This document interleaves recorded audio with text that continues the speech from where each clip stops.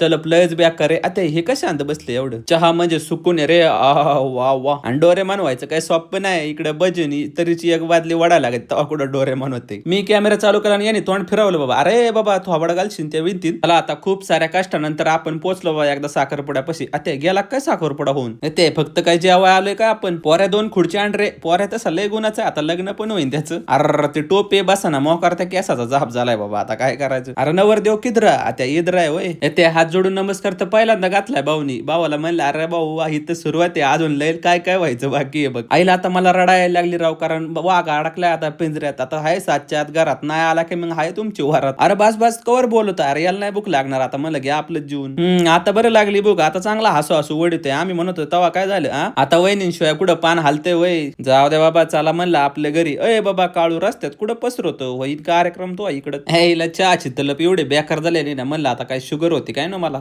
तसलं काय नाही. चहाच तलप मग एवढे बेकार आहे ना. नुसतं येऊ द्या आणि पोटात जाऊ द्या. मोकार फुलफुलेश कार्यक्रम झालाय. चलो घर को.